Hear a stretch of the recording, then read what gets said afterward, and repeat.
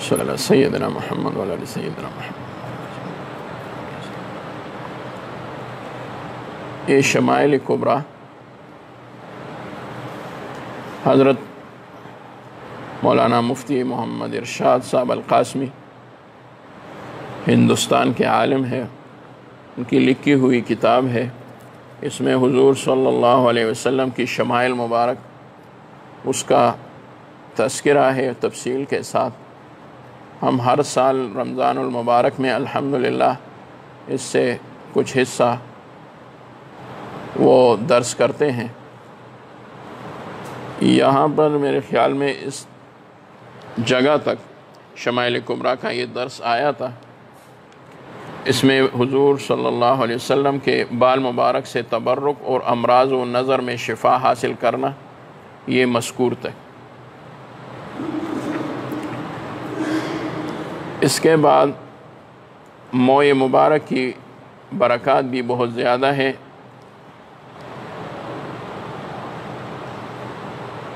ابو حفص سمرقندی رحمۃ اللہ علیہ نے ایک کتاب لکھی ہے، رونق المجالس اس کا نام ہے، اور اس میں لکھا ہے کہ بلخ میں ایک تاجر تھا اور بہت زیادہ مالدار تھا۔ اس کا انتقال ہوا تو اس کے پیچھے اس کے 2 بیٹے رہ گئے۔ انہوں نے 2 بیٹے چھوڑے، بس میراث میں سارا مال ان کو ملنا تھا۔ آدھا آدھا حصہ دونوں بھائیوں میں تقسیم کرنی تھی۔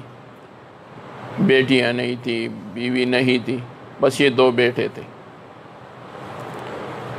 لیکن اس تاجر کے پاس نبی علیہ السلام کے 3 بال مبارک بھی موجود تھے۔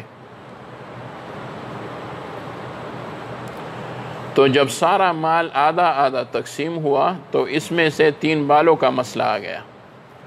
تو 1 بال تو ایک کو مل گیا، دوسرا بال دوسرے کو مل گیا، باقی رہ گیا 1 بال۔ وہ 1 بال مبارک موئے مبارک صلی اللہ علیہ وسلم جو درمیان میں باقی رہ گیا، تو اس پر مسئلہ پیدا ہوا۔ تو بڑے بھائی نے کہا کہ بس سب کچھ تقسیم ہوا تو یہ بال بھی تقسیم ہوگا، اور اس کو آدھا کروں گا تو آدھا آپ لے لیں گے اور آدھا میں لوں گا۔ چھوٹا بھائی جو تھا وہ عاشق بھی تھا۔ انہوں نے سوچا کہ مال کو تقسیم کرنا تو شریعت کا مسئلہ ہے، 1 بال تقسیم کرنا بھی شریعت کا مسئلہ ہے، میراث میں مل گیا نبی علیہ السلام کے بال مبارک۔ لیکن 1 بال کو تقسیم کرنا اور اس کو کاٹنا میرے نزدیک سوء ادب اور بے ادبی ہے، اور اس کو تقسیم نہیں کرنا چاہیے۔ تو چھوٹے بھائی نے کہا ہرگز نہیں، نبی علیہ السلام کے بال مبارک کو نہیں کاٹا جائے گا۔ اور قسم کھا لی کہ خدا کی قسم نبی علیہ السلام کے منہ مبارک کو کبھی بھی نہیں کاٹا جا سکتا ہے، اور میں یہ برداشت نہیں کرتا کہ نہیں کر سکتا ہوں کہ اس بال کو کاٹ لیا جائے۔ بڑے بھائی نے کہا تو پھر اس مسئلے کا حل کیا ہوگا؟ چھوٹے نے کہا بس جو بھی آپ کہہ لیں مجھے منظور ہے، لیکن اس بال کو مت کاٹو۔ بڑا بھائی جو تھا وہ حریص تھا مال کا، اور یہ حریص تھا نبی علیہ السلام کے بال مبارک کا۔ تو بڑے بھائی نے سوچا کہ یہ مال دے دے گا اور بال لے لے گا۔ تو ان کو کہا تو پھر کیا ہوگا، میں تو آپ کو ویسے ہی بال نہیں دیتا ہوں۔ چھوٹے نے کہا جو بھی ہے مجھ پر کوئی بھی تاوان رکھ دے، مجھے منظور ہے، لیکن نبی علیہ السلام کے بال کو کوئی ضرر نہ پہنچے، اس کو تقسیم نہ کیا جائے، کاٹ نہ لیا جائے، نہ کاٹا جائے، نہ اس کو آدھا میں اور آدھا لے لو، تو لے لے، یہ نہیں ہو سکتا۔ بڑے بھائی نے کہا اگر یہ ہو سکتا ہے کہ آپ بال لے لیں اور میں مال لے لوں تو کیسا ہوگا؟ یہ بڑا امتحان تھا۔ مال بھی تو کوئی چیز ہے انسان کی معیشت کے لیے، زندگی گزارنے کے لیے، اور چھوٹا بھائی جو تھا وہ بھی غریب تھا۔ تو انہوں نے سوچا کہ یہ مال سارا لے لے گا، تاجر تھا باپ، باپ جو تھا وہ تاجر تھا، بہت مال چھوڑا تھا. تو ایک طرف 3 بال ہوں گے اور ایک طرف جو ہے وہ مال ہوگا. تو بڑے بھائی نے کہا یہ تینوں بال تو لے لے اور یہ سارا مال جو ہے وہ اپنے حصے کا مجھے دے دے. میں اپنے حصے کا بال آپ کو دے دوں گا اور آپ اپنے حصے کا مال مجھے دے دے. چھوٹے بھائی نے بغیر کسی جھجک اور بغیر کسی سوچ کے بس آنکھیں بند کر کے پھر کھول کر کے بتایا اور جواب دیا کہ میں بالکل اس پر راضی ہوں. بڑا فیصلہ ہے. بڑے بھائی نے سارا مال لے لیا اور چھوٹے بھائی نے کچھ بھی مال میں سے نہیں لیا، صرف موئے مبارک صلی اللہ علیہ وسلم لے لیے.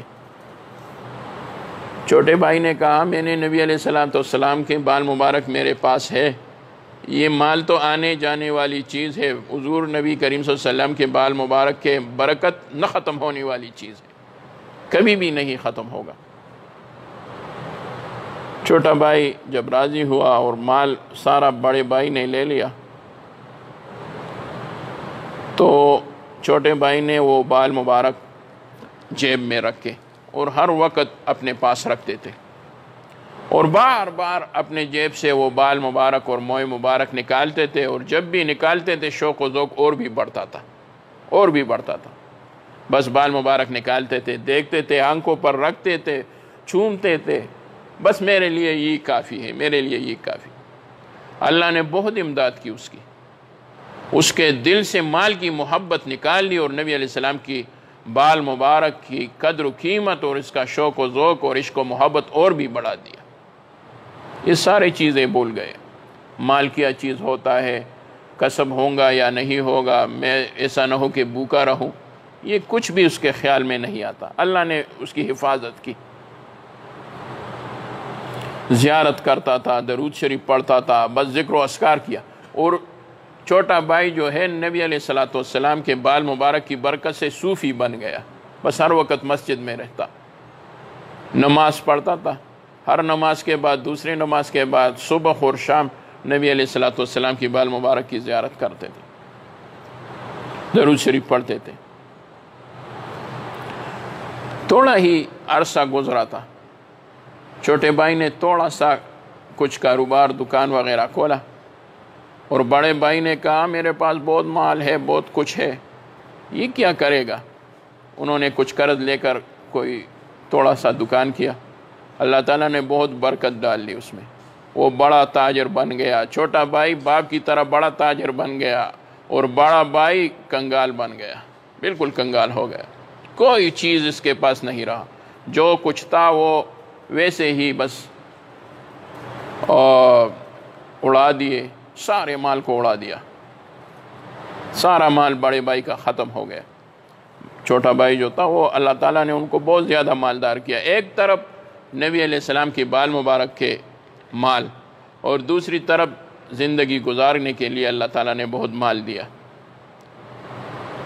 یہ چھوٹا بھائی جو تھا وہ وفات ہو گیا.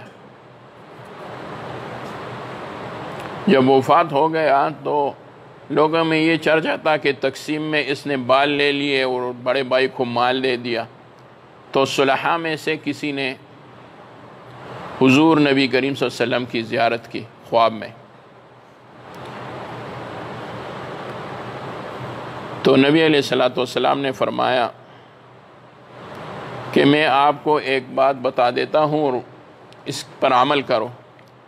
جو بھی شخص کوئی بھی ضرورت اس کو پیش آئے تو اس تاجر کے چھوٹے بیٹے کے قبر کے پاس جا کر اللہ سے دعا کرے تو اللہ تعالیٰ ان کی حاجتوں کو پورا کرے گا.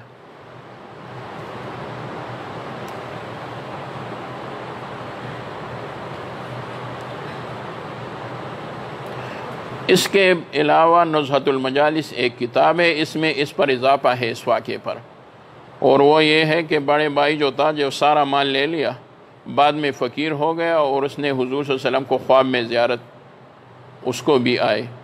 زیارت جب اس نے کی تو نبی علیہ السلام سے اپنے فقر و فاقوں کی شکایت کی بڑے بھائی نے. وہ بھی مسلمان تو تھا اس نے کہا حضور میں تو بڑا فقیر بن گیا، میرے پاس کچھ بھی نہیں رہا، میں بالکل تہی دست رہا اور بالکل ایسا ہوں کہ اب قرض بھی کوئی نہیں دیتا۔ نبی علیہ السلام نے فرمایا، او محروم، تو نے عجیب کام کیا، جب مال اور میرے بال کے درمیان تقسیم کا معاملہ آیا تو نے مال کو پسند کیا، میرے بال کو پسند نہیں کیا۔ تیرے چھوٹے بھائی نے میرے بال کو پسند کیا، مال کو پسند نہیں کیا۔ تو نے میرے بالوں میں بے رغبتی کی اور تیرے چھوٹے بھائی نے ان کو لے لیا، اور جب بھی وہ اب میرے بالوں کو دیکھتا ہے میرے موئے مبارک کو، تو وہ درود مجھ پر بھیجتا ہے۔ تو ان کو اللہ تعالیٰ نے دنیا کا مالدار بھی بنا دیا اور دنیا اور آخرت کا سعید ترین آدمی بنا دیا، اسعد بنا دیا۔ جب اس کی آنکھ کھلی، نزہۃ المجالس نے یہ واقعہ اضافے کے ساتھ لایا ہے، تو چھوٹے بھائی کے خادموں میں داخل ہو گیا اور کہا، میں نے موئے مبارک کے بال نہیں لیے، لیکن آپ کو اب اگر میں منظور ہوں تو میں آپ کی خدمت کروں گا، کیونکہ آپ کے پاس نبی علیہ السلام کے بال مبارک ہیں، میں آپ کی خدمت کروں گا، شاید آپ کی خدمت کی وجہ سے اللہ تعالیٰ میری بھی زندگی سنوار دے اور مجھے بھی اللہ تعالیٰ اچھی زندگی دے دے۔ چھوٹے بھائی نے سب کچھ لے لیا، اس نے ظاہر میں مال نہیں لے لیا لیکن سب کچھ لے لیا۔ تو نبی علیہ السلام کے بال مبارک کے بہت زیادہ برکات ہیں، بہت زیادہ۔ اور اگر کسی کے پاس بال مبارک نہیں ہے، اور کسی کے پاس تو نہیں ہوتے، وہ تو بادشاہوں کے پاس ہوتے ہیں، کسی خوش قسمت کے پاس ہوتے ہیں، لیکن ہم تو ایسا ہی بھی کر سکتے ہیں کہ نبی علیہ السلام کی سنتوں پر عمل کرے۔ تو جو موئے مبارک میں برکات ہے، اللہ تعالیٰ نے نبی علیہ السلام کی سنتوں میں بھی بڑی برکات ڈالی ہے۔ اللہ تعالیٰ ہم اور آپ سب کو سنتوں پر عمل کرنے کی توفیق عطا فرما دے، اور اللہ تعالیٰ مال اور دنیا کے بدلے میں اللہ تعالیٰ ہم کو شریعت مطہرہ پسندیدہ عمل بنا دے۔ صلی اللہ تعالیٰ علی خیر خلقہ۔